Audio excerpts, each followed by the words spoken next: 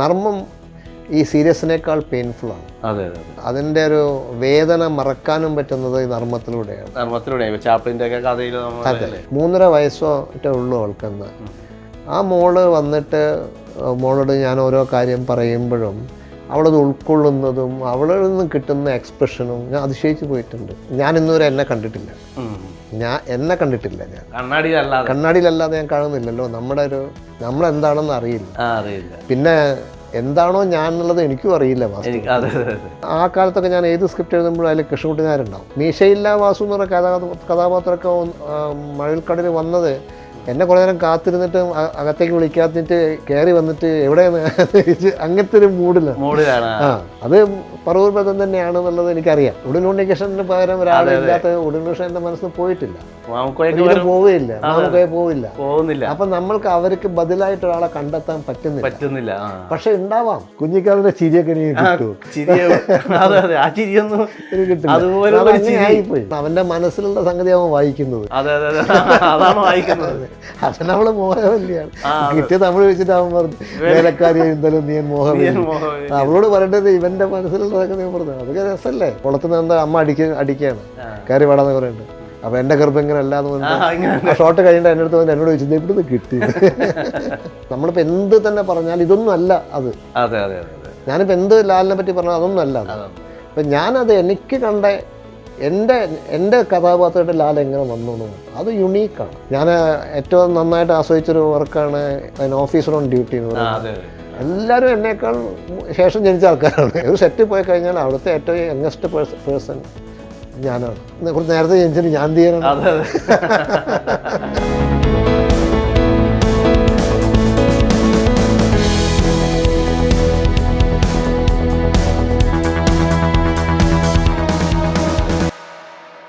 ഇപ്പോൾ ഷാജി സാറിനെ കുറിച്ച് പറയുമ്പോൾ ഈ 3 സിനിമകളെ കുറിച്ച് പറയുമ്പോൾ എനിക്ക് തോന്നുന്നുള്ള ഈ പ്രകൃതി ഇങ്ങനെ വല്ലാതെ അദ്ദേഹം ഒരു ഛായാഗ്രാഹകൻ ആയതുകൊണ്ടായിരിക്കും അറിയാം. പ്രകൃതി ഇങ്ങനത്തെ ഒരു കഥാപാത്രം പോലെ അതിലിങ്ങനെ വരുന്നുണ്ട്. ഇപ്പോൾ ഈ പ്രവിയിലാണെങ്കിലും മഴ, ഇപ്പോൾ വാനപ്രസ്ഥത്തിലായാൽ പോലും മോഹൻലാൽ ഇങ്ങനെ നടന്നു വരുന്ന സമയത്ത് ഒരു ഓലയൊക്കെ ഇങ്ങനെ പൊട്ടി വീഴുന്ന ഇതൊക്കെയുണ്ട്. അപ്പോൾ ഇതൊക്കെ ഒരു അദ്ദേഹത്തെ വീക്ഷിച്ചിട്ടുണ്ടോ? എങ്ങനെ അദ്ദേഹത്തിൻ്റെ ഒരു താങ്കളുടെ എഴുത്തും അദ്ദേഹത്തിൻ്റെ ക്യാമറയും ചേർന്ന് പോകുന്ന യോജിക്കുകയും യോജിക്കാതെയും പോകുന്ന ഏതെങ്കിലും? ഇല്ല. ഇപ്പോൾ നിങ്ങളിപ്പോൾ വാനപ്രസ്ഥത്തിൽ ഈ മോഹൻലാൽ നടന്നു വരുമ്പോൾ അത് തിരക്കഥയിലുള്ളതാണ്. ഞാൻ തിരക്കഥയിൽ അത് എഴുതുന്ന സമയത്ത് എൻ്റെ മനസ്സിൽ അത് ഉള്ള ഒരു ഫ്രെയിം ലൈൻ ഉണ്ട്. ഒരു ഫ്രെയിമാണത്. പക്ഷെ അത് ഞാൻ കണ്ടത് എന്താണെന്നുള്ളത് എനിക്കല്ലേ അറിയുള്ളൂ. അത് കാണുന്ന സമയത്ത്, പടത്തിൽ കാണുന്ന സമയത്ത് ഞാൻ എന്താണോ മനസ്സിൽ കണ്ടത് അത് ഇത് ആരോടും പറഞ്ഞു കൊടുക്കാൻ പറ്റില്ല. അത് ഷാജിക്ക് വാചകങ്ങളിലൂടെ കിട്ടിയിട്ടുണ്ട് എന്നുള്ളത് ഉറപ്പാണ് ആ വരിയിലൂടെ. കാരണം അത് മനോഹരമായിട്ട് ആ ഷോട്ട് ഷാജി എടുത്തത്. അത് സ്പെഷ്യൽ ഇഫക്ട്സ് ആണ് അതെങ്കിലും ആ കോമ്പോസിഷൻ സാധ്യ കോമ്പോസിഷനാണ്. ഷാജിയുടെ ഫ്രെയിമിങ് കോമ്പോസിഷൻ അൺബിലീവബിളാണ്. ഷാജി ക്യാമറ ഹാൻഡിൽ ചെയ്യുന്നതും എല്ലാം അൺബിലീവബിളാണ്. പക്ഷേ വാനപ്രസ്ഥത്തിൻ്റെ ക്യാമറ വർക്ക് ഷാജിയല്ല. അതൊരു ഫ്രഞ്ച് ക്യാമറമാനും സന്തോഷിവനൊക്കെയാണ്. അതെ, അതുണ്ട്. അത് അസാധാരണമായ മനസ്സായ അതെനിക്ക് ഷാജിയുടെ ആസ് എ ഫോട്ടോഗ്രാഫർ ഷാജിയെക്കുറിച്ച് പറയാൻ പറ്റുന്നത് എനിക്കുള്ള അനുഭവം 1 മുതൽ 0 വരെയാണ്. അത് എങ്ങനെയാണോ ഞാൻ എൻ്റെ അത്ഭുതങ്ങളല്ല, എൻ്റെ ഫസ്റ്റ് ഫിലിമാണ്. അപ്പം ഞാൻ ഈ വിഷ്വൽസൊക്കെ എൻ്റെ മനസ്സിൽ വരുന്ന വിഷ്വൽസ് ഷാജിക്ക് പറഞ്ഞു കൊടുക്കുന്നതൊക്കെ ഈ വിരൽ വെച്ചിട്ടൊക്കെയാണ് കോമ്പോസിഷൻ പറഞ്ഞു കൊടുക്കുന്നത്. അപ്പോൾ ഷാജി എടുത്ത് കോമ്പോസിഷൻ ഫ്രെയിം ചെയ്ത് വരുമ്പോൾ ഞാൻ കാണുന്നത് എനിക്ക് അതിശയിച്ച് പോയിട്ടുണ്ട്. അപ്പം ഞാനിങ്ങനെ ഓരോ ഷോട്ടുകളും ഞാൻ ഷാജിക്ക് പറഞ്ഞു കൊടുക്കുമ്പോൾ ഷാജി എനിക്ക് ഫ്രെയിം ചെയ്ത് തരുന്ന സംഗതി അൺബിലീവബിളാണ്. പിന്നെ ഷാജിയുടെ ലൈറ്റിംഗ് വർക്കുകൾ, ക്യാമറ ഹാൻഡ്ലിങ്, അത് ഞാൻ ഈ ലൈറ്റിങ്ങും ക്യാമറ ഹാൻഡ്ലിങ്ങും എല്ലാം ഞാൻ കണ്ട് മനസ്സിലാക്കിയതിൻ്റെ ഒരു വലിയ അനുഭവം 1 മുതൽ 0 വരെയാണ്. എനിക്ക് അത്ഭുതകരമായ ക്യാമറ ഫോട്ടോഗ്രാഫേഴ്സിൻ്റെ കൂടെ വർക്ക് ചെയ്യാനുള്ള ഭാഗ്യം കിട്ടിയിട്ടുണ്ട്. അതാണ് ഞാനൊരു ആഡ് ഫിലിം ചെയ്തിരുന്നു. അതിൻ്റെ ഫോട്ടോഗ്രാഫി ചെയ്തത് മധുവമ്പാട്ടാണ്. മധുവമ്പാട്ടും ഷാജിയൊക്കെ ഏതാണ്ട് ഒരേ ഇതിൽ പെടുന്ന ആൾക്കാരാണ്. ഷാജി രണ്ടുപേരും ഒരുമിച്ച് പഠിച്ചതാണ്.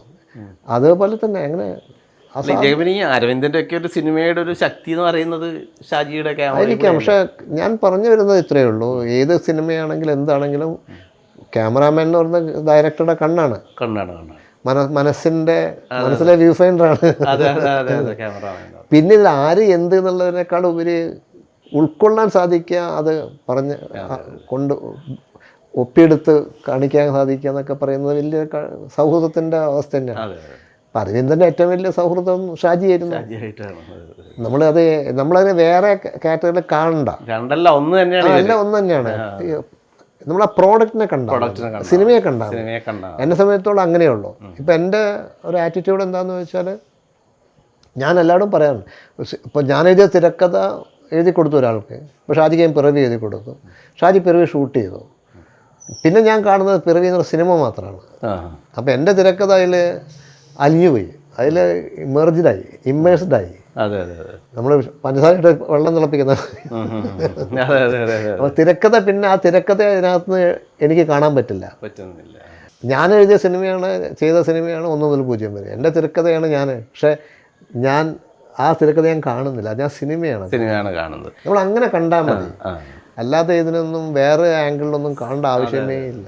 ഈ 1 മുതൽ 0 വരെ കുറിച്ച് പറയുമ്പോൾ എനിക്ക് പെട്ടെന്ന് ഗീതു മോഹൻദാസ് അവരൊരുപാട് സിനിമയിൽ അഭിനയിച്ചിട്ടുണ്ടായിരുന്നു. അതിന് ശേഷവും അവർ പറഞ്ഞത്, എനിക്ക് ഏറ്റവും അഭിമാനം തോന്നിയ ഏക വേഷം എന്ന് പറയുന്നത് ഇപ്പോഴും ആ ബാലതാരമായിട്ട് അവളൊരു ഗ്രേറ്റ്, വല്ലാത്തൊരു മോളാണ്. ഞാൻ ആ പ്രായത്തിൽ കാണുമ്പോൾ, ആ പ്രായത്തിൽ അവളതിൻ്റെ ഒരു ഉള്ളിലുള്ളൊരു ആ ക്രിയേറ്റിവിറ്റി നമുക്ക് വേണം പറയാം. അത് ശരിക്കും തെറ്റാണ് ഞാൻ ഈ പറയുന്നതൊക്കെ, ശരിയാണോ എന്ന് എനിക്ക് അറിയില്ല. പക്ഷെ ആ മോൾ അതിൽ ഇൻവോൾവ് ആവുന്ന രീതി എന്നെ അതിശയിപ്പിച്ചിട്ടുണ്ട്. 3.5 വയസ്സോ മറ്റേ ഉള്ളൂ അവൾക്കെന്ന്. ആ മോള് വന്നിട്ട് മോളോട് ഞാൻ ഓരോ കാര്യം പറയുമ്പോഴും അവളത് ഉൾക്കൊള്ളുന്നതും അവളിൽ നിന്ന് കിട്ടുന്ന എക്സ്പ്രഷനും ഞാൻ അതിശയിച്ച് പോയിട്ടുണ്ട്. അത് എനിക്കറിയില്ല അതെങ്ങനെയാണ് അവളങ്ങനെ, കുട്ടികളാണെന്ന് തോന്നുന്നു എനിക്ക് ഇത് ഒപ്പിയെടുക്കാൻ ഉൾക്കൊള്ളുന്നത്. അവർക്ക് എനിക്ക് തോന്നുന്നു അവർ വേറെ ഒന്നും ഇല്ലല്ലോ അതിനകത്ത്, അവരുടെ മനസ്സിൽ അവൾ കിട്ടിക്കഴിഞ്ഞാൽ പിന്നെ അവൾ ഭംഗിയായിട്ട് അതിൻ്റെ ഗ്രാമർ, അതായത് ഇപ്പോൾ അവളോട് ഒരു സ്ഥലത്ത് നടന്ന് എത്തേണ്ട സ്ഥലം പറഞ്ഞാൽ അവൾ കറക്റ്റായിട്ട് അവിടെ എത്തും. അങ്ങനെയൊക്കെയാണ് അവളുടെ ഒരു അസാധ്യ പെർഫെക്ഷൻ. പക്ഷെ എനിക്ക് മനസ്സിലുണ്ടായിരുന്നു ഇവളുടെ ഒരു സിനിമയിൽ ഇവള് വളരെ നടി, ആക്ട്രസ് എന്നതിനേക്കാളും വിട്ടിട്ട് അവൾ അതിൻ്റെ ഗ്രാമർ ഒന്ന് അപ്ഗ്രേഡ് ചെയ്യുമെന്ന് എനിക്ക് തോന്നിയിരുന്നു. അവൾ അസാധാരണ പടങ്ങൾ ചെയ്തില്ലേ? ചെയ്തു. ഞാൻ അതിനുശേഷം അവളെ ഗീതുവിനെ കുറേ വർഷങ്ങൾക്ക് ശേഷമാണ് കണ്ടു. അതൊരു മൊമെൻ്റ്, വല്ലാത്തൊരു മൊമെൻ്റായിരുന്നു. ഇപ്പോൾ ഞാൻ ഈ രമ്യ കൃഷ്ണനെ പറ്റി പറയുന്ന മാതിരി ആ പടത്തിന് ശേഷം ഞാൻ രമ്യ കൃഷ്ണൻ അധികം കണ്ടിട്ടില്ല. പക്ഷേ ഇവൾ ആ പടം ഷൂട്ടിങ് കഴിഞ്ഞ ശേഷം ഞാൻ കണ്ടിട്ടേ ഇല്ല. കുറേ വർഷങ്ങൾക്ക് ശേഷമാണ് ഞാൻ കണ്ടുമുട്ടുന്നത്. അത് അസാധാരണമായ അവരിലൊരു സംവിധായിക ഒരു ഇങ്ങനെ ഉറങ്ങിക്കിടക്കുന്നുണ്ട്. അവിടെ ഷീസ് ആൻ ഔട്ട്സ്റ്റാൻഡിങ്. എനിക്ക് ഓർമ്മയുണ്ട് അവരുടെ ആദ്യത്തെ ഒരു ഷോർട്ട് ഫിലിം ആയിരുന്നു അത്. ഗോവ ഫെസ്റ്റിവലിൽ കേൾക്കുന്നുണ്ടോ എന്ന് പറഞ്ഞിട്ടൊരു അന്ധയായ ഒരു ബാലികയുടെ ഒരു കഥയായിരുന്നു. അപ്പോൾ അതിങ്ങനെ അവിടെ നിന്ന് അവർ വേറൊരു തരം ലെവലാണ്. അതെ, അവള് വേറെ അസാധാരണമായ ഒരു ഫിലിം മേക്കർ തന്നെയാണ്. മേക്കറാണ്, സംശയമില്ല. ഈ 3 സിനിമകൾ ഇപ്പോൾ പിറവി, സ്വം, വാനപ്രസ്ഥം, അതിൻ്റെ നേരെ അപ്പുറത്തെയാണ് ഞാൻ പറയുന്ന 3 സിനിമകൾ. പൊന്മുട്ടയിടുന്ന താറാവ്,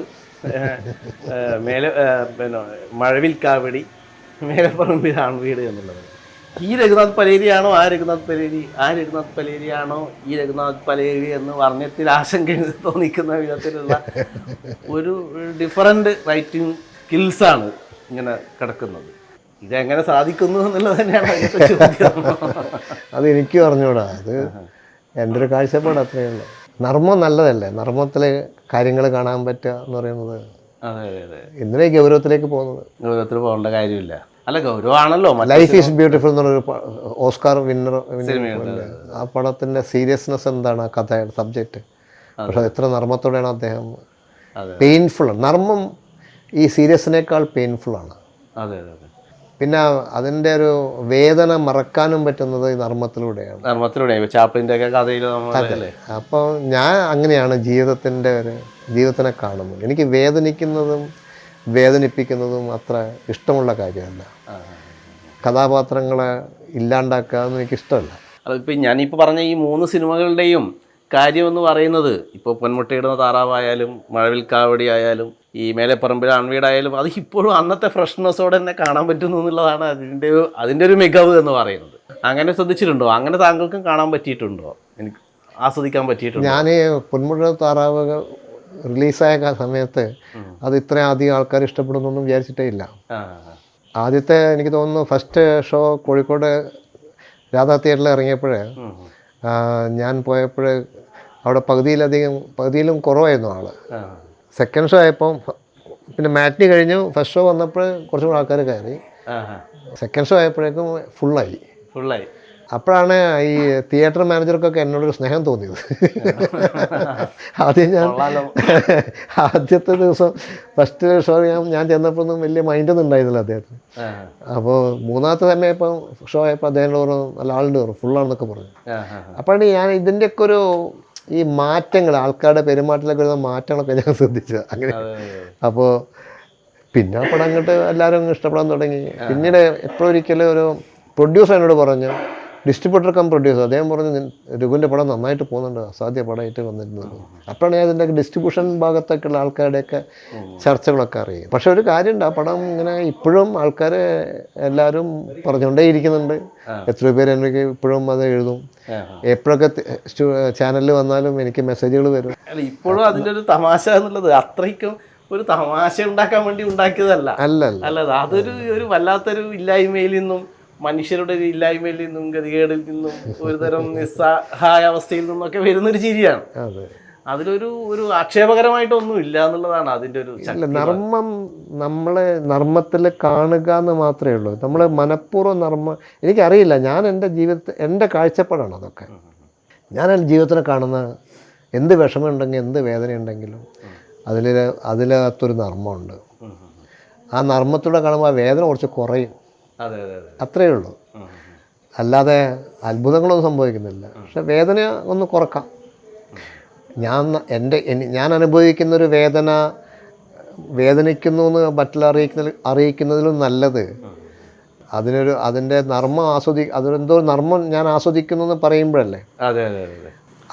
അവരെൻ്റെ വേദന അറിയില്ല, എന്റെ വേദന കുറഞ്ഞു കിട്ടുകയും ചെയ്യും.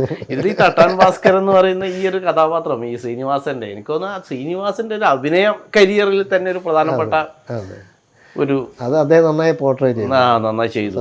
പിന്നെ അതിൽ കൃഷ്ണൻകുട്ടി നായരായാലും ഇന്നസെന്റ് ആയാലും അങ്ങനെയൊക്കെ ആയിട്ടുള്ളൊരു അഭിനേതാക്കളുടെ ഒരു പ്രകടനം എന്ന് പറയുന്നത് അവർ ഈ മണ്ണിൽ നിന്ന് ഇങ്ങനെ മുളച്ചു പൊങ്ങിയ.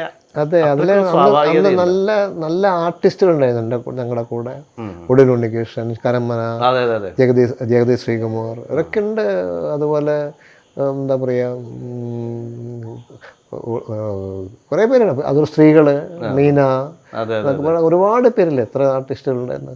ഊർവശി, എല്ലാവരും അവരെ നമ്മുടെ കഥാപാത്രങ്ങൾ അവരെ കൊണ്ട് വളർത്തും അങ്ങോട്ട്. അതാണ്. ഇപ്പൊ അങ്ങക്ക് ഇത് കാണുമ്പോ ചിരി വരാറുണ്ടോ? ഇപ്പൊ ഇതിലത്തെ ചിരിയല്ല, ചിരിയുടെ ഉള്ളിലുള്ള ഒരു ഞാനല്ലാതെ ഇത് കാണുമ്പോൾ ഞാൻ ചിരിച്ചു പോകാറുണ്ട്. ചിരിയുടെ ഉള്ളിലെ ഒരു വേദന തന്നെയാണ് ഇപ്പൊ താങ്കൾ പറഞ്ഞ പോലെ. അത് തന്നെയാണ് എന്തായാലും ഉണ്ടാവുമല്ലോ. അതെ അതെ. ഇപ്പൊ മഴവിൽക്കാവടിയെ കുറിച്ച് ഇപ്പോ മാമുക്കോയ അന്തരിച്ചപ്പോൾ അങ്ങ് എഴുതിയ ഒരു ചെറിയ കുറിപ്പ് എനിക്ക് ഓർമ്മയുണ്ട്. എൻ്റെ കുഞ്ഞിക്കാദർ എന്ന് പറഞ്ഞിട്ട് എഴുതിയ ഒരു കുറിപ്പുണ്ട്. അതെ, മഴവിൽക്കാവടിയുടെ ആ ഒരു നമ്മളെപ്പോഴും ഞാൻ സ്ക്രിപ്റ്റ് എഴുതുമ്പോഴേ ഇവരൊക്കെ മനസ്സിൽ വരും. അപ്പം അവരില്ലല്ലോ എന്നുള്ള സങ്കടവും വരും ഒരേ സമയം. പിന്നെ നമ്മുടെ ഒരു ഊർജം എന്ന് പറയുന്നത് ഇവരൊക്കെ തന്നെ ആയിരുന്നു. ആ കാലത്തൊക്കെ ഞാൻ ഏത് സ്ക്രിപ്റ്റ് എഴുതുമ്പോഴും അതിൽ കൃഷ്ണൻകുട്ടി നായരുണ്ടാവും, അതറിയാം. അപ്പം നമ്മളിങ്ങനെ ചിന്തിക്കുമ്പോഴേക്കും ഇവരൊക്കെ വരും മനസ്സിൽ. മീശയില്ല വാസു എന്ന് പറയുന്ന കഥാപാത്രമൊക്കെ മഴവിൽക്കാടിൽ വന്നത് എന്നെ കുറേ നേരം കാത്തിരുന്നിട്ട് അകത്തേക്ക് വിളിക്കാത്തിട്ട് കയറി വന്നിട്ട് എവിടെയാണ് അങ്ങനത്തെ ഒരു മൂഡിലാണ്. അത് പറവൂർ ബന്ധം തന്നെയാണെന്നുള്ളത് എനിക്കറിയാം. കഥാപാത്രങ്ങൾ നടന്മാരിലൂടെ വരികയാണ്. അതെ. പിന്നെ ഓഫ് കോഴ്സ് നമ്മൾക്കിടെ അത് ചെയ്യുന്ന ആൾക്കാരുടെയും സംവിധായകൻ്റെയൊക്കെ ഒരു ഇൻവോൾവ്മെൻറ്റും അതിനകത്ത് ധാരാളം ഉണ്ട്. നമ്മുടെ എൻഹാൻസ് ചെയ്യുന്ന അതും കൂടി ചേരുമ്പോൾ ഇപ്പം എങ്ങനെ ഏത് വിധത്തിൽ എഴുതിയാലും അത് എക്സിക്യൂട്ട് ചെയ്ത് എടുക്കണ്ടേ, അത് നർമ്മത്തോടെ കാണണ്ടേ, അതും വേണം. അപ്പം മേലേപ്പം ലാൺവീട് അതും സേനനൊക്കെ ചെയ്തു വെച്ച രീതികളും അതുപോലെ മനോഹരമല്ല അതൊക്കെ. ഇപ്പോഴാണ് നമുക്ക് അങ്ങനത്തെ ക്യാരക്ടേഴ്സ് ആർട്ടിസ്റ്റുകൾ ഇല്ലയെന്ന് പറയാം. പക്ഷേ ഇല്ലാത്തത് എന്തുകൊണ്ടാന്ന് വെച്ചാൽ അവരെ നമ്മളെ മനസ്സിൽ നിന്ന് പോവാത്തത് കൊണ്ടാണ്. ഉണ്ണികൃഷ്ണന് പകരം ഒരാളില്ലാത്ത ഉണ്ണികൃഷ്ണൻ്റെ മനസ്സിൽ നിന്ന് പോയിട്ടില്ല, പോവുകയില്ല, മാമുക്കോയെ പോവില്ല. അപ്പം നമ്മൾക്ക് അവർക്ക് ബദലായിട്ട് ഒരാളെ കണ്ടെത്താൻ പറ്റുന്നില്ല. പക്ഷെ ഉണ്ടാവാം. അതുപോലല്ലോ നമ്മൾ ചെയ്യുന്നത്. വേറൊരു പുതിയൊരു വർക്ക് എഴുതിയിട്ട് ഉണ്ടാക്കുമ്പോൾ അതിലേക്ക് ആളെ കിട്ടുകയാണെങ്കിൽ നമ്മൾ ചിലപ്പോൾ ചെയ്തെന്നൊക്കെ വരും, അറിയില്ല. ഇപ്പൊ മഴവിൽക്കാവടി തന്നെ ഈ ജയറാം ആ ലോക്കപ്പിൽ പോകുമ്പോൾ ലോക്കപ്പിൽ കുഞ്ഞിക്കാദറിനെ കാണുന്ന കുഞ്ഞിക്കാദറിന്റെ ചിരിയൊക്കെ എനിക്ക് കിട്ടുമോ? ആ ചിരിയൊന്നും എനിക്ക് കിട്ടില്ല, അതങ്ങനെ ആയിപ്പോയി. അങ്ങനെ ഒരു ചിരി എവിടെ എനിക്ക് അതങ്ങനെ വേറെ ആർട്ടിസ്റ്റ് ഇല്ല എന്നൊക്കെ ചിന്തിക്കേണ്ട ആവശ്യമില്ല എന്നാണ് ഞാൻ പറയണത്. ഞാൻ അങ്ങനെയൊന്നും ചിന്തിക്കാറില്ല ഇപ്പോഴും. പക്ഷേ എഴുതുമ്പോഴേ എന്തെങ്കിലും ഒരു സാധനം ആലോചിക്കുമ്പോൾ ഇവരൊക്കെ മനസ്സിലേക്ക് വരും, ഒന്നും ചെയ്യാൻ പറ്റുന്നില്ല. അപ്പം ഞാൻ ചെയ്തൊരു വർക്കാണ് പിൻഗാമിയിലെ ഒരു കഥാപാത്രമാണ് മുത്തപ്പൻ എന്ന് പറയുന്ന ഒരു കഥാപാത്രം. ശങ്കരാടിയാണ് ആ ക്യാരക്ടർ. ഞാൻ മുത്തപ്പനെ കഥ എഴുതുന്ന സമയത്ത് ആ മനുഷ്യൻ്റെ കഥ അവതരിപ്പിച്ച രീതി കണ്ടിട്ട് അതിശയിച്ച് പോയിട്ടുണ്ട്. കാരണം എന്തൊരു രസം. എനിക്ക് പോലും ആ കഥ അത് ഫ്രഷായിട്ടാണ് ഞാൻ കാണുന്നത്. എഴുതിയ സീനാണെങ്കിലും അതുപോലെ അതിലെ ഓരോ പല കാര്യങ്ങളും അതങ്ങ് സംഭവിക്കുന്നു. അറിയില്ല, അതൊക്കെ ഒരു ഭാഗ്യം അത്രയേ ഉള്ളൂ. ഇപ്പൊ മേലെപ്പറമ്പ് ആൺവീട് ഇപ്പോഴും അതിലെ പല ഡയലോഗുകളും നമ്മൾ പറയുന്നുണ്ട്. ഇപ്പൊ ഉദാഹരണം വേലക്കാരിയായ എന്തായാലും അതിനൊക്കെ നർമ്മത്തിന്റെ അവസ്ഥ എന്താണെന്ന് വെച്ചാല്, ഈ തമിഴ് പഠിക്കാൻ വേണ്ടി തമിഴ് സഹായി വാങ്ങിക്കുന്ന ഒരാൾക്ക് ഈ വരികളൊന്നും അതിനകത്ത് ഇല്ല. അതിന് തമിഴ് സഹായിയിൽ വേറെ വാക്കുകളൊക്കെ ഉള്ളൂ. പക്ഷെ ഞാനത് ഇതിങ്ങനെ കണ്ടു, കാരണം അവന്റെ മനസ്സിലുള്ള സംഗതി അവൻ വായിക്കുന്നത്. അവൻ നമ്മള് മോഹവല്ലിയാണ്. കിട്ടിയ തമിഴ് വെച്ചിട്ട് അവൻ പറഞ്ഞു വേലക്കാരി എന്തായാലും നീ മോഹവല്ലി. അവളോട് പറയേണ്ടത് ഇവന്റെ മനസ്സിലുള്ള സംഗതി പറഞ്ഞു. അതൊക്കെ രസമല്ലേ? ഇപ്പോഴും അതിൽ ആ പവിഴത്തിന് ഗർഭിണിയായപ്പോ പറയുന്ന ഇതെന്റെ ഇത് എന്റെ ഗർഭം ഇങ്ങനെയല്ല എന്നുള്ള അതൊക്കെ ഇപ്പോഴും ഉപയോഗിച്ചുകൊണ്ടിരിക്കുന്ന ട്രോളായിട്ടും മറ്റ് രാഷ്ട്രീയക്കാരും എല്ലാം ഉപയോഗിക്കുന്ന ഒരു ജഗതി അന്ന് ചോദിച്ചത് എവിടെ നിന്ന് കിട്ടിയെന്ന് എന്നോട്. ഷൂട്ടിങ് കഴിഞ്ഞിട്ട് വന്നിട്ട് കയറി വന്നിട്ട് അതാ വെള്ളത്തിലാണോ അവന് വെള്ളത്തില് കുളത്തിന് എന്താ അമ്മ അടിക്കുകയാണ് കയറി പാടാന്ന് പറയുന്നുണ്ട്. അപ്പൊ എന്റെ ഗർഭം ഇങ്ങനെ അല്ലാന്ന് പറഞ്ഞിട്ട് ആ ഷോട്ട് കഴിഞ്ഞിട്ട് എൻ്റെ അടുത്ത് വന്നിട്ട് എന്നോട് ചോദിച്ചത് എവിടെ നിന്ന് കിട്ടി. നല്ല രസം അതൊക്കെ.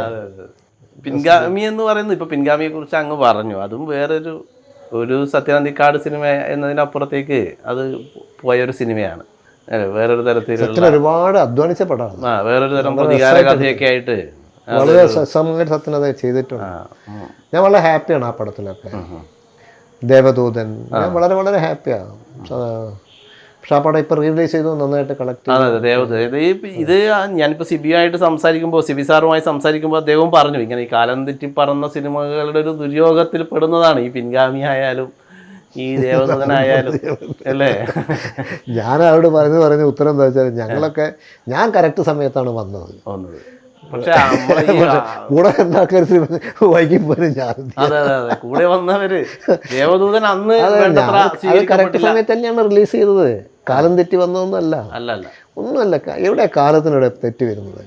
അത് അന്നത്തെ നമ്മൾ 10 ആൾക്കാർ ഒരുമിച്ച് നടക്കുമ്പോൾ 10 ആളിലേക്ക് ശ്രദ്ധ പോകാത്തൊരു കാലം ഉണ്ടാവുമല്ലോ, സമയം എപ്പോഴും ഉണ്ടാവും. അപ്പം കാലം തെറ്റിയാണ് മറ്റുള്ളവർ വന്നതെന്നുള്ള അർത്ഥമില്ലല്ലോ. ആ സിനിമ റിലീസായ സമയത്ത് വേറെ സിനിമകളുണ്ടായിരുന്നു. അപ്പോൾ അതിലേക്ക് ശ്രദ്ധ പോയി ആൾക്കാരുടെ. അപ്പോൾ ഈ തിയേറ്ററുകളിൽ അത് അധികം ദിവസം നിന്നില്ല. ഈ പിന്നീട് ആൾക്കാർ കണ്ട് പലരും എഴുതി നമ്മളെന്നെ ചോദിക്കാൻ തുടങ്ങി. അങ്ങനെ കുറേ കഴിഞ്ഞപ്പോഴാണ് സിയാദ് അത് റിലീസ് ചെയ്യാൻ തീരുമാനിക്കുന്നത്. അത് സിയാദിനെ റിലീസ് ചെയ്യാനുള്ള കാരണം വേറെ ഉണ്ടാവും, അല്ലെങ്കിൽ അതിന് അവസ്ഥ വന്നിട്ടുണ്ടാവും. എനിവേ അത് റിലീസ് ചെയ്തു. പക്ഷെ എനിക്ക് ഉറപ്പായിരുന്നു ആ പടം ഹിറ്റാകുന്നത് രണ്ടാമത്തെ റിലീസിൽ. അത് വളരെ രസമായിട്ട് ഞാൻ മനസ്സിൽ കണ്ടത് എങ്ങനെയാണോ അതിനേക്കാളും മനോഹരമായിട്ട് ഞാനും സിബിയും കണ്ടതിനേക്കാൾ മനോഹരമായിട്ട് സ്വീകരിച്ചു ജനങ്ങൾ. അത്ഭുതമായിരുന്നത്. അതുണ്ടാവാം, കാലത്തിൻ്റെ മാറ്റം ഉണ്ടാവും. അങ്ങ് പറഞ്ഞിട്ട് ഇപ്പം യാനിയെ മനസ്സിൽ കണ്ടിട്ടാണ് അത് ദേവദൂതൻ. അങ്ങനെ യാനിയെ മനസ്സിൽ കണ്ടിട്ടല്ല, അത് ഞാൻ യാനി എന്ന് പറയുന്ന അദ്ദേഹത്തിൻ്റെ ആ ഇൻവോൾവ്മെന്റ് അതിൻ്റെ ഒരു ഇത് ഈ കഥാപാത്രത്തിൽ പിന്നീട് ഞാൻ കണ്ടിരുന്നു. പക്ഷേ ഞാൻ എഴുതുന്ന സമയത്തൊന്നും അത് അങ്ങനെയല്ല. എഴുതുന്ന സമയത്ത് വിശാൽ കൃഷ്ണമൂർത്തി എന്ന ക്യാരക്ടർ മാത്രം അത് പ്യൂർ ക്യാരക്ടറാണ്. അതെ അതെ. യാനിയൊക്കെ പിന്നീടാണ് എൻ്റെ മനസ്സിലായത്. ഞാൻ പിന്നീട് എപ്പോഴും ഫേസ്ബുക്കിൽ എഴുതുന്ന ഒരു ആർട്ടിക്കിളാണത്, ഒരു കുറിപ്പാണ്. യാനി വേറെ തന്നെ ഒരു ഇതാണ്. യാനിയുടെ ഇൻവോൾവ്മെൻറ്റ്, അതിനകത്തുള്ള ഇൻവോൾവ്മെൻറ്റ്, ഈ വിശാൽ ഇൻവോൾവ്മെൻറ്റ് ഇതിൻ്റെ ഉള്ള അയാളുടെ അത് ലാൽ ചെയ്ത ആ പാട്ടിൻ്റെ സീനൊക്കെ നമ്മൾ ആലോചിച്ചാൽ മനസ്സിലാവും. അയാളുടെ ചലനങ്ങൾ, ലാലിൻ്റെ ഒരു പെർഫോമിങ് സ്റ്റൈല്, അല്ലെങ്കിൽ പെർഫോമിങ് അവസ്ഥ, ഇതൊക്കെ ഞാൻ പറയുന്നത് ലാൽ കേട്ട ചിരിക്കും. ഇത് ലാലിനെ സംഭവിക്കുന്നതാണ്. ലാലിനും ഭയങ്കരമായിട്ട് ലാല് കഥാപാത്രങ്ങൾ ഉൾക്കൊള്ളുന്നത് അങ്ങനെയാണ്. ലാലങ്ങ് വരും, ലാലിൻ്റെ മുഖത്ത് വരും. എനിക്കറിയില്ല. ഇപ്പോൾ ഉദാഹരണത്തിന് ഇപ്പോൾ ലാലിൻ്റെ ഇപ്പോൾ അങ്ങയുടെ ഒരു കരിയർ ഗ്രാഫിൽ നോക്കുമ്പോൾ തന്നെ ലാലിൻ്റെ ഒരു വളർച്ചയുണ്ട്. ഇപ്പോൾ 1 മുതൽ 0 വരെ, അതിനു മുമ്പ് നേരം പുലരുമ്പോൾ ദേവദൂതനിൽ വരെ എത്തുന്നത്. ആ ഒരു കരിയറിൽ തന്നെ അദ്ദേഹത്തിൻ്റെ ഈ വാനപ്രസ്ഥം, ഈ ദേവദൂതൻ അങ്ങനെയൊക്കെയായി വരുന്ന ഒരു ലാലിനെ ഇപ്പോൾ ഒരു പരസ്യത്തിലൂടെ അങ്ങ് കണ്ടില്ലേ? ഇപ്പോൾ പ്രകാശ് വർമ്മയുടെ ആ പരസ്യത്തിലൂടെ ശ്രദ്ധിച്ചിരുന്നു ആ പരസ്യം? അതെ, ഞാൻ കണ്ടിരുന്നു. അദ്ദേഹത്തിൻ്റെ ഒരു മാറ്റം എന്ന് പറഞ്ഞാൽ ഇത് ലാലിൻ്റെ ഒരു വൈഭവം എവിടെയോ ഇടക്കാലത്ത് എവിടെയോ കണ്ടെത്താതെ പോയതാണെന്ന് തോന്നുന്നുണ്ടോ? അങ്ങനെ ഒരു പറയുന്നുണ്ട് ആളുകൾ. ഒരു യഥാർത്ഥ എഴുത്തുകാരൻ, ഏറ്റവും പവർഫുള്ളായ ക്രിയേറ്റീവായ ഒരു എഴുത്തുകാരനും പവർഫുള്ളും ക്രിയേറ്റീവായ ഒരു സംവിധായകനും കണ്ടെത്തപ്പെടാതെ പോകുന്ന ഒരു ലാൽ ഇപ്പോഴും ഉണ്ട് എന്ന് തോന്നുന്നുണ്ടോ? എനിക്ക് അങ്ങനെയൊന്നും തോന്നിയിട്ടില്ല. ലാലിൻ്റെ ഇപ്പോൾ മോഹൻലാലിൻ്റെ കൂടെ ആദ്യം ഞാൻ ചെയ്ത സിനിമയാണ് നസീമ. അതിൽ ലാൽ ഒരു അതും ലാൽ ഭംഗിയായിട്ട് അഭിനയിച്ചതാണ്. പിന്നെ നേരം പുലരും അതും ചെയ്തതാണ്. പിന്നെ 1 മുതൽ 0 വരെയൊക്കെ ഞാൻ ലാലിനെ എവിടെയാണോ പ്ലേസ് ചെയ്തിരുന്നത് ആ ക്യാരക്ടറിനെ പ്ലേസ് ചെയ്തതിനൊക്കെ മുകളിലാണ് ലാൽ എനിക്ക് തന്ന റിയാക്ഷൻസൊക്കെ. അതിലൊരു രംഗമുണ്ട്, ഞാനത് ഈ ടെലിഫോൺ അങ്കിളുടെ ചിത്രം വരച്ച് വെക്കും. ഈ പെൺകുട്ടി, അതായത് അലീന എന്ന് പറഞ്ഞ കഥാപാത്രം, അവൾ കാണാത്ത ആളെ മനസ്സിൽ കണ്ടിട്ട് ശബ്ദത്തിലൂടെയും അവളുടെ മനസ്സിലെ ദൃശ്യങ്ങളിലൂടെയും, മനസ്സ് കൊടുക്കുന്ന ദൃശ്യം ഉണ്ടാവുമല്ലോ, ദൃശ്യം കണ്ടിട്ട് അവൾ വരയ്ക്കുന്നുണ്ട്. ഈ വരച്ച് കഴിഞ്ഞ ചിത്രം അവളത് ഫ്രെയിം ചെയ്ത് ഒരു ഇതിന് ട്രൈപോഡിൽ വെക്കുന്നുണ്ട്. അത് കണ്ടിട്ട് മകൾ ചോദിക്കുന്നുണ്ട്, ഇതാണോ ടെലിഫോൺ അങ്കിൾ ചെയ്തത്? അവളുടെ എക്സ്പ്രഷനും അവൾ ടെലിഫോൺ അങ്കിളുടെ മുമ്പിൽ കാണുന്നത് പോലെയാണ്. ഞാൻ മോളോട് പറഞ്ഞപ്പോൾ മോള് വളരെയേറെ പരിചയമുള്ള ഒരാളെ, എത്ര കാലമായി കാണുന്ന ഒരു മോളെ കാണുകയാണെന്ന് പറയുമ്പോൾ എനിക്ക് ഈ തോന്നുന്ന റിയാക്ഷനൊക്കെ ഉണ്ട്, അസാധ്യ റിയാക്ഷനാണ്. അത് കഴിഞ്ഞിട്ട് പിന്നീട് ക്ലൈമാക്സ് ഭാഗത്ത് ഇയാൾ വീട്ടിലേക്ക് വരുന്നുണ്ട്. വീട്ടിലേക്ക് വരുമ്പോൾ ഞാൻ ലാലിനോട് കുറേ നറേറ്റ് ചെയ്ത് കൊടുത്തിരുന്നു അത്. പക്ഷേ ലാൽ അതൊക്കെ ഉൾക്കൊള്ളുന്നുണ്ട്, എനിക്കറിയാതെ. ആദ്യത്തെ ദിവസം 2ാമത്തെ ദിവസം മറ്റാണ് ഞാൻ ശരിക്കും ഫ്രഷ് ഷൂട്ട് ചെയ്യുമ്പോഴാണ് അതിൻ്റെ അവൻ വന്നിട്ട്, നിങ്ങളാ പടം ഇപ്പോൾ ഓർമ്മയുണ്ടാവും എനിക്കറിയില്ല, അതിൽ വന്നിട്ട് ലാൽ ഈ ചിത്രം കാണുന്നതുണ്ട്. ചിത്രം കണ്ടിട്ട് ലാലിൻ്റെ മുഖത്ത് വരുന്ന എക്സ്പ്രഷൻ നിങ്ങൾ ശ്രദ്ധിച്ചറിയാം. അയാൾ കാണുന്നത്, അയാൾക്കറിയാം ഈ പെൺകുട്ടി അയാൾ ഒരിക്കലും കണ്ടിട്ടില്ല. പക്ഷെ അയാൾ വരച്ചിരിക്കുന്ന അവൻ്റെ ഒരു എക്സ്പ്രഷൻ, അത് ലാൽ അത് അയാൾ കാണുന്നതും ഇത് എങ്ങനെ സംഭവിച്ചു എന്നുള്ളത് എന്താണെന്നുള്ളത്, ഇവനൊക്കെ അവളോട്, ഈ അലീനയ്ക്ക് അവനോടുള്ള എല്ലാ സ്നേഹവും എല്ലാം അയാൾക്ക് പൂർണ്ണമായും മനസ്സിലാവുന്ന പോലുള്ളൊരു ഇതിലയാൾ തിരിഞ്ഞു നോക്കുന്നുണ്ട് അവളെ. ആ നോട്ടം എനിക്ക് കിട്ടിയ ഏറ്റവും മനോഹരമായ ഷോട്ടാണത്. ആ ഷോട്ടിന് അത് കഴിഞ്ഞിട്ട് ഷാജിയും ഞാനും കുറേ സംസാരിച്ചിട്ടുണ്ട്. ആ ഷൂട്ടിങ് കഴിഞ്ഞ ദിവസം ആ പർട്ടിക്കുലർ പോർഷൻ എനിക്ക് ഭയങ്കരമായ സന്തോഷം തന്നൊരു ഇതാണ്. അത് ഷാജി, ലാലും, ആ ചിത്രം വരച്ച എൻ്റെ ആർട്ട് ഡയറക്ടർ ശേഖറും, അവരെ 3 കഴിഞ്ഞിട്ടേ ഉള്ളൂ ഞാൻ എന്നെ സമയത്തുള്ള ആ ഫ്രെയിം കോമ്പോസിഷൻ്റെ അകത്ത്.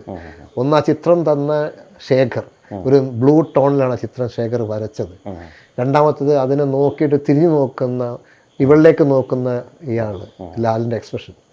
മൂന്നാമത് അത് കോമ്പോസിഷൻ ചെയ്തെടുത്ത് അത് ലൈറ്റിങ് ചെയ്തെടുത്ത ഷാജി. ഇതിന് ശേഷമേ ഞാൻ വരുന്നുള്ളൂ എന്നെ സമയത്തോളം അവിടെ. കാരണം എനിക്ക് വേണ്ടത് തന്ന 3 പ്രതിഭകളാണ് അവർ.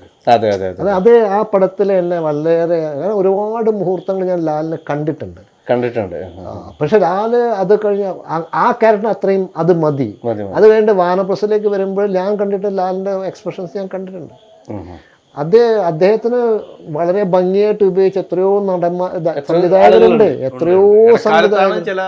എത്രയോ സംവിധായകരുണ്ട്. അത് വേറെ സംഗതി, അത് നമ്മൾ നോക്കിയിട്ട് കാര്യമില്ല, ഓരോരുത്തർ പ്രൊഫഷൻ്റെ ഇതില്ലേ. അതെ അതെ പക്ഷേ ലാലിനൊക്കെ അതിലും മനോഹരമായിട്ട് ചെയ്ത ഡയറക്ടേഴ്സ് ഉണ്ട്, എത്രയോ ഡയറക്ടേഴ്സ്. ഒരുപാട് പേരുണ്ട്.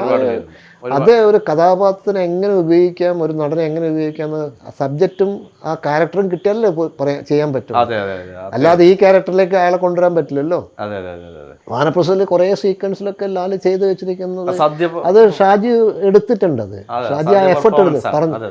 ലാലിൻ്റെ ഒരു ക്വാളിറ്റി ഏതൊരാളും എനിക്ക് തോന്നുന്നു ഒരു സംവിധായകൻ എങ്ങനെ പറഞ്ഞു കൊടുക്കുന്നു എന്നുള്ളതുണ്ട്. പറഞ്ഞു കൊടുക്കുന്നതിനും അപ്പുറത്തേക്ക് അത് ഉൾക്കൊള്ളാൻ സാധിക്കുന്നുണ്ട്.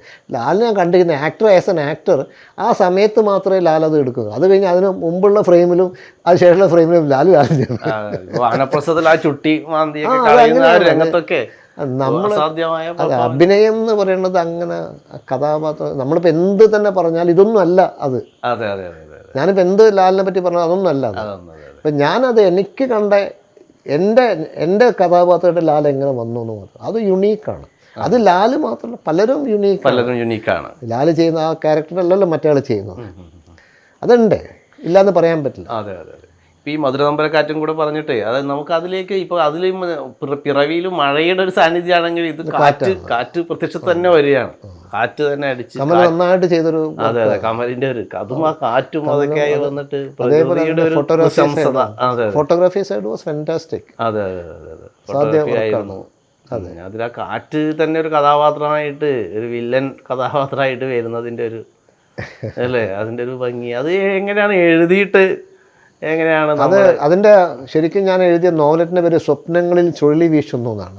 കാറ്റതിൽ വലിയൊരു ഘടകമായിരുന്നു. അത് ഇതേപോലെ ക്യാമറയുടെ മുമ്പിൽ എക്സിക്യൂട്ട് ചെയ്തതാണ്, എല്ലാം റിഗ് ചെയ്തതാണ്. വിൻഡൊക്കെ ഉണ്ടാക്കിയത് ക്യാമറ മുൻപിലാണ്. കമൽ നന്നായിട്ട് അത് എക്സിക്യൂട്ട് ചെയ്തിട്ടുണ്ട്, അസാധ്യമായിട്ട് എക്സിക്യൂട്ട്. അതിൽ സംയുക്തയൊക്കെ അതിൽ വർക്ക് ചെയ്യുന്ന അഭിനയിക്കുമ്പോൾ കാറ്റടിച്ചിട്ട് ഈ പൊടികളൊക്കെ അറക്കപ്പൊടിയൊക്കെ ആയിരുന്നല്ലോ ഉപയോഗിച്ചിരുന്നത്. ആ പാവം എത്ര കഷ്ടപ്പെട്ടെന്ന് എനിക്കറിയാം. ഷോട്ട് കഴിഞ്ഞാൽ പിന്നെ അവൾക്ക് ആകെപ്പാടെ ഷോക്ക്ഡാണ് അവള്. പക്ഷെ അവള് ചെയ്തു, അതൊക്കെ അത്ഭുതമാണ്. ഞാനത് എഴുതി വെച്ചാൽ ഞാനത് അനുഭവിച്ചിട്ടില്ല, മനസ്സിലായില്ലേ. ഡയറക്റ്റ് ചെയ്ത കമലും അഭിനയിച്ചു, പക്ഷെ ഈ പാവം ആ ആർട്ടിസ്റ്റാണ് അനുഭവിച്ചത്. അതില് ബിജു ഉണ്ട് കൂടുതൽ അനുഭവിച്ചത്, എനിക്ക് തോന്നുന്നു സംയുക്തയാണ് കൂടുതൽ അനുഭവിച്ചത്. അതെ, അല്ലാതെ അവൾക്ക് എനിക്ക് തോന്നുന്നു ശ്വാസം മുട്ടൽ വരെ ഉണ്ടായിട്ടുണ്ട്. അത് എനിക്ക് ഇപ്പോഴും അത് ആലോചിക്കുമ്പം വേണ്ടില്ലായിരുന്നൊക്കെ തോന്നുന്നുണ്ട്, ആ സ്ക്രിപ്റ്റ് എഴുതേണ്ടില്ലായിരുന്നൊക്കെ തോന്നിയിട്ടുണ്ട്. ഈ സത്യനന്ദിക്കാടാണോ ഏറ്റവും കൂടുതൽ ഹൃദയടുപ്പമുള്ള സംവിധായകൻ എന്ന് പറയാവുന്നത്? ഹൃദയത്തോട് ചോദിക്കണം. ഇല്ല, എനിക്ക് ഒരുപാട് സത്യൻ വളരെ എൻ്റെ ഒരു സത്യൻ്റെ നർമ്മത്തിൻ്റെ സത്യൻ അക്സെപ്റ്റ് ചെയ്ത്. ഇപ്പം എന്നെ സംബന്ധിച്ചിടത്തോളം ഞാൻ എഴുതി കൊടുത്ത എല്ലാ ഡയറക്ടേഴ്സും ഡിഫറെൻ്റ് ആയിട്ടുള്ള ആൾക്കാരാണ്. എഴുതി കൊടുക്കുന്ന ആൾക്കാർ എങ്ങനെ അത് അക്സെപ്റ്റ് ചെയ്യുന്നു എന്നുള്ളത് മാത്രമേ ഞാൻ നോക്കാറുള്ളൂ. സത്യനോട് ഞാൻ കൂടുതലും സംവേദിക്കാറുണ്ട്, സത്യനോട് കഥയൊക്കെ പറയാറുണ്ട്. സത്യൻ വളരെ വളരെ അറ്റാച്ച്ഡ് ആയിട്ടുള്ള ഒരു മനുഷ്യനാണ് എന്നോട്. ഇപ്പോൾ സത്യൻ്റെ മകൻ്റെ സിനിമ അതൊരു അത്ഭുതമാണ് എനിക്ക്. സത്യൻ എൻ്റെ കൂടെ വർക്ക് ചെയ്ത ഒരാളുടെ കൂടെ ഞാൻ സത്യനോടൊക്കെ വർക്ക് ചെയ്യുമ്പോൾ അഖിലൊക്കെ ചെറിയ കുട്ടിയാണ്. അവൻ എൻ്റെ മുമ്പിൽ അങ്കിൾ എന്നും പറഞ്ഞിട്ട് സ്റ്റാർട്ടും കട്ടൊക്കെ പറയുമ്പോൾ എനിക്കെന്തോ ഒരു എലിവേറ്റഡ് ആയിട്ട് വല്ലാത്ത എലിവേഷനാണ് എനിക്ക് കിട്ടിയത്. അത്ഭുതമായിരുന്നു, എനിക്ക് ഭയങ്കര സന്തോഷമായിരുന്നു സത്യൻ്റെ മകൻ്റെ കൂടെ അവൻ്റെ പടത്തിലൊരു വേഷം ചെയ്യാന്ന് പറയുന്നത്. അതൊരു ഭാഗ്യമാണ്, മഹാഭാഗ്യമാണ്, അത്രേ എനിക്ക് പറയാൻ പറ്റുള്ളൂ. അവരുടെ മുന്നിൽ വന്ന് നിൽക്കാൻ പറ്റുക. അതെ, അത് എൻ്റെ മകനെ കൂടെ എന്നോട് പറയണ്ടായി. മകനെ സത്യനന്ദിക്കാരനെ അറിയില്ല, പടങ്ങളൊക്കെ ഉണ്ട് ഇതൊക്കെ. മകനോട് ഒരു ദിവസം മകൻ വിളിക്കുമ്പോൾ ഞാൻ ഷൂട്ടിലാണ്. അപ്പം ഞാൻ മോനോട് പറഞ്ഞു, അച്ഛൻ്റെ സുഹൃത്തിൻ്റെ മകൻ്റെ ഡയറക്റ്റ് ചെയ്യുന്ന പടത്തിലാണ് അച്ഛൻ അഭിനയിക്കുന്നത്. അപ്പനോട് ചോദിച്ചു ആരാന്ന് ചോദിച്ചപ്പോൾ ഞാൻ സത്യൻ്റെ പേര് പറഞ്ഞു, സത്യൻ്റെ പടങ്ങൾ പറഞ്ഞു. അവനെ അറിയാം ഇതൊക്കെ, അവൻ കണ്ടിട്ടില്ല സത്യനന്ദിക്കാരനെ. പക്ഷെ അവൻ പറഞ്ഞൊരു വാചകം പെട്ടെന്ന് ഞാൻ എന്താണോ മനസ്സിലാക്കണം, അവൻ പറയാണ് എന്ത് ഭാഗ്യമല്ലേ വെച്ചാ അച്ഛൻ കൂടെ വർക്ക് ചെയ്ത ഒരാളുടെ മകൻ്റെ കൂടെ ഭയങ്കര ഭാഗ്യം. എനിക്ക് സത്യം എനിക്ക് കണ്ണൊക്കെ നിറഞ്ഞു ആ സമയത്ത്. അതുകൊണ്ടാണ് ഞാനപ്പം അതിനു മുമ്പായിട്ട് ഞാനതൊന്ന് എഴുതണമെന്നൊക്കെ വിചാരിച്ചിരുന്നു. അതേ ദിവസമാണ് അവനത് സംസാരിക്കുന്നത്. അപ്പം എനിക്കത് ഭയങ്കരമായിട്ട് അങ്ങോട്ട് അങ്ങനെ ഞാനത് ഫേസ്ബുക്കിൽ ഒരു കുറിപ്പായിട്ട് വികാരം അതിലുണ്ട്. അതെ, അത് വലിയൊരു ഭാഗ്യമാണ്. നമ്മൾ അറിയാണ്ട് നമ്മൾ പലരോടും പറയാറില്ല എന്ന് മാത്രമേ ഉള്ളൂ. നമ്മൾ അനുഭവിക്കുന്ന ഓരോ മുഹൂർത്തങ്ങളുണ്ട്, പലരോടും ഇത് പറയാൻ പറ്റില്ല, പലരോടും ഷെയർ ചെയ്യാൻ പറ്റില്ല. അത് ശരിയാണ്.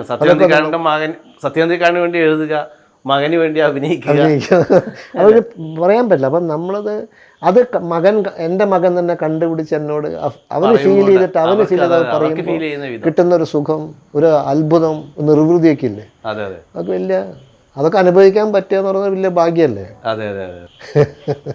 ഇപ്പോൾ ഷാനവാസ് ബാവക്കുട്ടിയുടെ തൊട്ടപ്പൻ എന്ന സിനിമയിലെ അന്തർമാൻ എന്ന് പറയുന്ന കഥാപാത്രം, അത് എനിക്ക് തോന്നുന്നത് ഇപ്പോൾ പലരുടെയും മനസ്സിൽ തറച്ചു നിൽക്കുന്ന ഒരു കഥാപാത്രമാണ്. ആ ഒരു അന്ധനും ആ പൂച്ചയും ഒക്കെ ആയിട്ടുള്ളത് എനിക്ക് തോന്നുന്നത് രഘുനാഥ് പലേരി എന്ന നടൻ്റെ ഒരു റേഞ്ച് മനസ്സിലാക്കിയത് എനിക്ക് തോന്നുന്നത് അഭിനയത്തിലെ ഒരു റേഞ്ച്.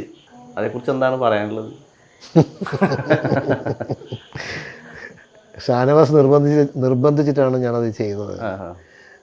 എനിക്കൊരു അങ്ങനെ ആഗ്രഹമൊന്നും ഉണ്ടായിരുന്നില്ല അഭിനയിക്കണം എന്നല്ല, ഇനി ഇന്ന് അഭിനയത്തിലേക്ക് കടന്നേക്കാം എന്നൊന്നും ആഗ്രഹിച്ചിട്ട് അങ്ങനെ ഉണ്ടായിട്ടില്ല. അതൊക്കെ ഷാനവാസ് എന്തിനാണ് അങ്ങനെ പറഞ്ഞതെന്ന് എനിക്കറിയില്ല, ആവശ്യപ്പെട്ടത്. പക്ഷേ ഷാനവാസ് എന്നെ കാണാൻ വന്ന കുറച്ച് ദിവസങ്ങളൊക്കെ സംസാരിക്കുമായിരുന്നു, അങ്ങനെ ആ പടത്തിനെ പറ്റിയൊക്കെ പറയുമായിരുന്നു. അപ്പോൾ ഒരു ദിവസം എന്നോട് പറയുന്നത് എനിക്ക് ആ ക്യാരക്ടർ ചെയ്തു തരണമെന്ന്.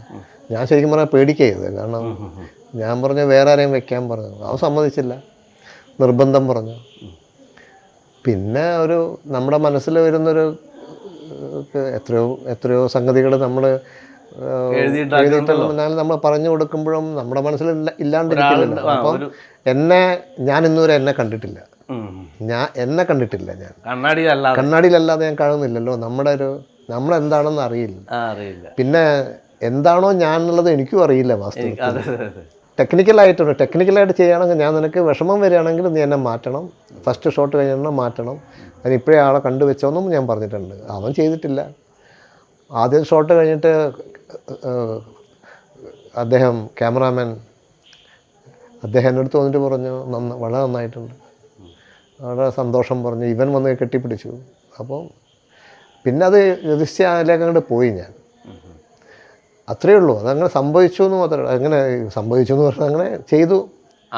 പക്ഷേ ഞാനത് മനസ്സിൽ ചെയ്തെന്താണെന്ന് വെച്ചാൽ എനിക്ക് കാഴ്ചയില്ലാന്ന് അങ്ങ് തീരുമാനിച്ചു. ഒരു ഏലിനേറ്റ് ചെയ്തു, ഞാൻ എന്നിൽ നിന്നങ്ങ് ഏലിനേറ്റ് ചെയ്തു.